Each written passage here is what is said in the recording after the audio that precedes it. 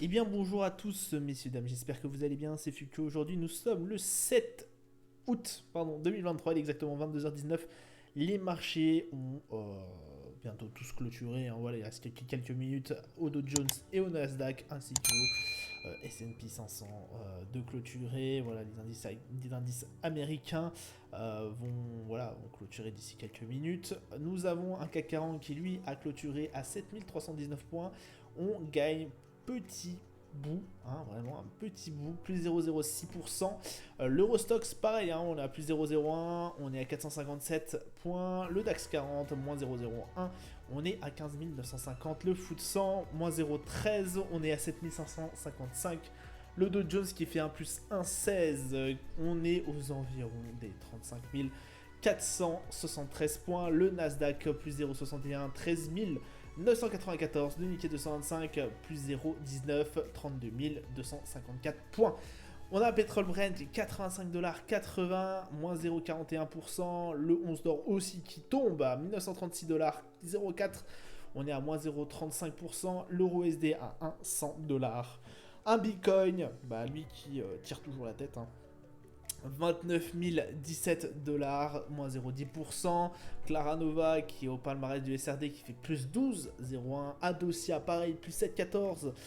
Nanobiotics plus 6,73. Au niveau des plus fortes baisses, on a Alde, moins 4,57. Believe qui fait moins 4,60. Et Rally, moins 13,38. Alors aujourd'hui, que s'est-il passé? Eh bah, pas grand chose. Voilà, on est vraiment dans, j'ai envie de vous dire, le creux. Voilà, on est dans une saison estivale, forcément, pas beaucoup de personnes présentes sur les marchés. Beaucoup sont partis, hélas, en vacances. Hein. Enfin, hélas, oui et non.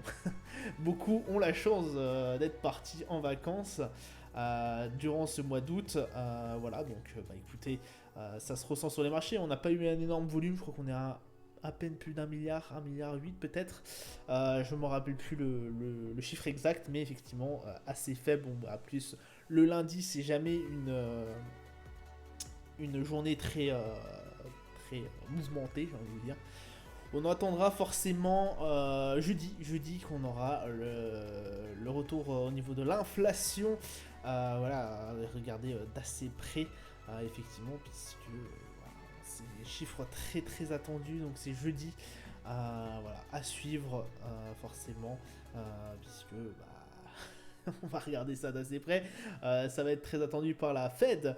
Et en parlant de ça, on a eu notamment une personne, alors je ne me rappelle plus son prénom, Michelle Bauman, voilà, qui nous a parlé effectivement qu'elle serait d'accord pour une hausse des taux. Donc c'est, je crois, une gouverneuse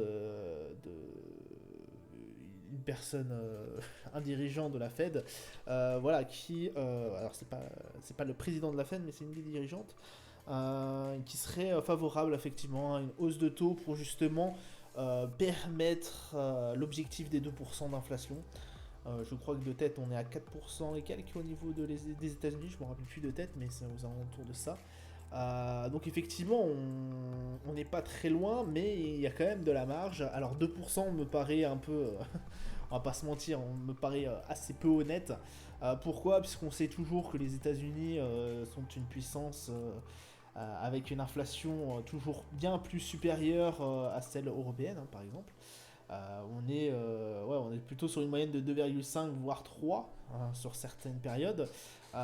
Au niveau des États-Unis, donc la ramener à 2 surtout dans un contexte comme ça où beaucoup d'économistes s'accordent à dire que l'inflation ne chutera plus maintenant aux alentours des 2 et 2,5 en tout cas pour l'instant. Voilà, ça me paraît un peu utopique comme idée.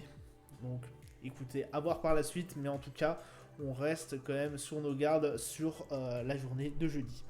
Calendrier d'annonce économique, il n'y a rien eu de très intéressant. Par contre, demain, nous aurons l'indice de confiance des consommateurs au niveau de l'Australie, des entreprises aussi. On aura la balance commerciale chinoise à suivre à 5h du matin. Et ce sera tout pour cette petite journée de mardi.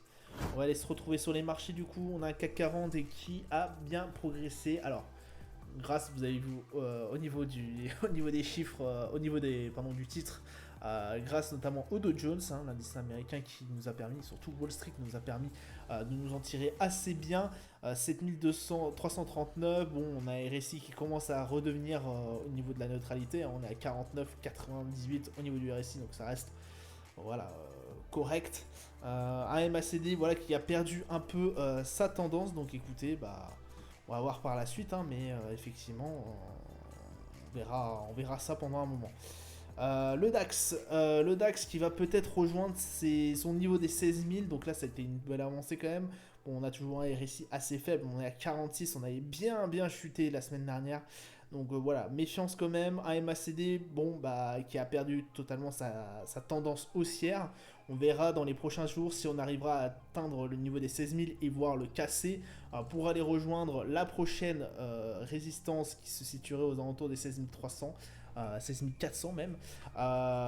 Et puis si ce n'est pas le cas, on a toujours notre support des 15 600 points. Le Brent qui continue un peu sa hausse. Alors malgré que là aujourd'hui ça a été une journée assez rouge, j'ai envie de vous dire, on est pratiquement au plus haut depuis le début avril. Donc ça remonte quand même, il y a un peu de temps. On a vraiment une très bonne grosse hausse. On est à 66 au niveau du RSI. Là, voilà, on a été chercher 85, on s'est fait refouler. Donc écoutez, pour l'instant, on est bien parti pour aller rejoindre les 90. Donc forcément, hein, je vous avais dit, regardez les vidéos d'avant, parce que voilà, je vous ai tout le contexte au niveau du Brent. Pourquoi le Brent remonte aussi fort. Donc écoutez, là pour l'instant, on est vraiment sur une phase très ascendante du Brent. Hein. De toute façon... l'économie est en train de repartir, mais d'une façon exponentielle. Donc, bah écoutez, pour l'instant, peut-être le Brent à 90 $ d'ici peu de temps. Hein. Le gold qui est aux alentours des 1936 $. Bon, là, ça s'effondre un peu. RSI à 45. Alors, celui-ci, voilà, je vous avais dit qu'au bout d'un moment, ça me paraissait bizarre qu'on aille chercher les 2000 $ dans le contexte actuel. Effectivement, il n'y avait pas assez de choses qui me permettaient de dire que effectivement le gold serait approprié à 2000 $. Ça s'est vérifié parce que regardez, on a certes remonté pendant un moment, mais ça s'est très vite recassé la figure. On est pour moi toujours dans une tendance de fond sur de la baisse, hein, contrairement au Brent qui pendant un moment était sur une tendance de fond effectivement baissière et qui là est complètement en train de changer et là de tendance, et là on est vraiment sur une tendance plutôt haussière au niveau du Brent. Pour l'instant sur le gold c'est en train de doucement encore se casser la figure. Prochain gros support pour moi est aux alentours des 1879. On a toujours ce niveau des 1955. On a effectivement une résistance aussi, un support pardon au niveau des 1900 qui je pense sera un peu plus approprié qu'effectivement les 1880 que j'avais placé là il n'y a pas si longtemps dû à cette colonne, mais les 1900 effectivement peuvent poser aussi le support. Attention quand même, on n'est pas à l'abri d'un rebond, on est certes sur une tendance de fond baissière, mais on s'attend à tout comme d'habitude. De toute façon le RSI marque quand même une petite tendance baissière, mais le MACD ne la confirme pas.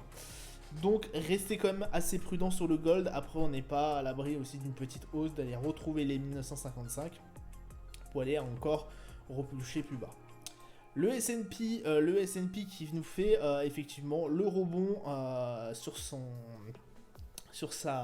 support 4520. Bon, on avait effectivement le support placé à 4500, on avait clôturé bien en bas, on avait clôturé en dessous de ce support vendredi.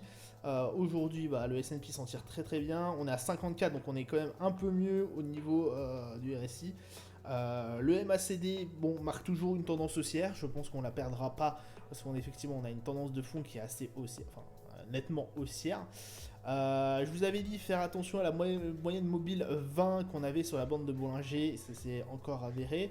Alors après là on a été vraiment pioché un peu plus bas que les fois précédentes, puisque les fois précédentes à chaque fois qu'on touchait effectivement cette moyenne mobile 20 on se faisait refouler et repartir dans un sens haussier. Là on a été vraiment pioché plus bas, voire même à atteindre la dernière ligne. Donc écoutez, je pense on est potentiellement sur un bon rebond qui potentiellement pourrait, comme d'habitude, nous amener aux alentours des 4631. Bon, après, si ce n'est pas le cas, on a un support, alors un gros support à 4300 qui me paraît un peu 4350, pardon, je le rajuste, qui pourrait effectivement constituer une sorte de résistance. On en a un peu plus haut parce qu'effectivement celui-ci est vraiment celui en dernier recours. On en a un aux alentours des 4400. Voilà. Pour le S&P, le Nasdaq, on est à 15 408. Bon, là, ça rebondit aussi. Pardon, alors j'en avais mis un à 15 000. J'avais mis une résistance aux alentours des 15. Un support, pardon, au niveau des 15 182. Là, 15 407, ça a l'air d'être parti. Là, on voit bien effectivement. Alors, oui, j'avais mis. Je voulais me mettre sur pratiquement l'exactitude. Le support se situe effectivement à 15 209. Là, on était très proche de ce support. On a rebondi pratiquement dessus, hein, je vais vous le dire. À 15 407. Attention, on n'est pas encore tiré d'affaire. Je vois que. Bon. Ah, si, quand même. Il a dû disparaître. Elle a dû disparaître cette line encore. Voilà. Notre prochain objectif, du coup, notre prochaine résistance, c'est aux alentours des 15 881. Effectivement, puisque là on a tapé plusieurs fois dessus, ou en tout cas on était assez proche de ces niveaux-là, sans réellement pouvoir les perforer. Donc les 15 407, voilà. Bah écoutez, je pense que potentiellement on pourrait dépasser pour aller chercher ce niveau des 4851. On a réussi à 51. Bon, ça reste une zone de neutralité, mais on a un MACD et de toute façon on le voit bien graphiquement, que on est vraiment sur une tendance de fond très haussière. Donc potentiellement, pourquoi pas les 15 851 d'ici peu de temps. Alors d'ici peu de temps, oui et non. Je vous explique pourquoi, qui me fait dire que potentiellement ça peut prendre du temps. On est vraiment sur une tendance haussière qui a duré pendant un bon moment, qui a été très forte et très puissante. Il va falloir au bout d'un moment que le marché se calme, qu'il prenne son temps pour repartir encore de plus belle. Potentiellement, voilà, on ne peut pas tirer une ligne comme ça à 24. De toute façon, là, cette méthode, mais non, j'ai perdu la stratégie de la bande de Bollinger à moyenne 20, où on touche la moyenne mobile 20 à chaque fois, ne marche plus effectivement, parce qu'elle a été nettement cassée, on le voit bien. Donc, écoutez, pour l'instant, moi, je pense que ça va potentiellement ranger entre ces niveaux des 15 200 et les 15 851. Potentiellement. Je ne suis pas devin, je ne peux pas dire si c'est vrai ou pas, si à la fin ça va... si vraiment à la fin ça va faire ça. Je pense qu'on est peut-être parti sur un petit moment, peut-être une dizaine de jours, peut-être des mois, sur une stagnation de la 10, ou en tout cas, voilà, une range, quoi. Donc voilà, affaire à suivre. Le Dow Jones qui lui repasse à la hausse, et tant mieux d'ailleurs, c'est l'indice qui a gagné plus 1, voilà, c'est le seul qui a gagné plus d'1%. On est à 35 483. J'ai eu peur alors vendredi, j'ai eu clôture, j'ai eu assez peur qu'on reparte en baisse, parce qu'effectivement ce niveau alors des 35 243 n'était pas totalement cassé, hein. J'avais toujours espoir qu'effectivement il n'était pas cassé, hein, mais de toute façon j'avais le pressentiment que c'était potentiellement impossible que le Dow Jones puisse repartir de plus belle, et que ce support fasse office effectivement de support et nous permette de rester au-dessus, malgré le fait qu'on avait clôturé en dessous en ce début vendredi. Ça c'est fait du coup, donc on sauve un peu on sauve les meubles, oui et non, puisque on est bien revenu quand même. On a réussi à 63. J'avais peur surtout qu'on réatteigne cette range, hein, qui nous avait collé pendant un bon bout de temps, et qui m'avait assez énervé. Mais non, ça s'est pas avéré. J'espère qu'en tout cas le Dow Jones va continuer encore d'évoluer.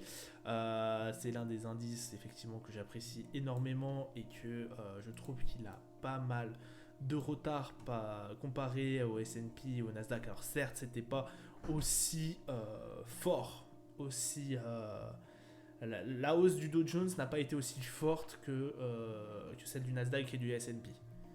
Mais elle a été beaucoup plus prématurée. Voilà, on le voit bien.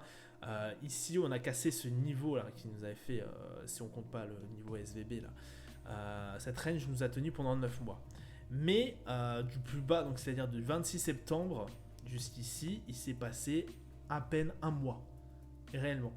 Et c'était vraiment avant, c'était novembre. C'était novembre, décembre. On était vraiment sur une range du coup qui nous a permis de rester pendant un bon bout de temps.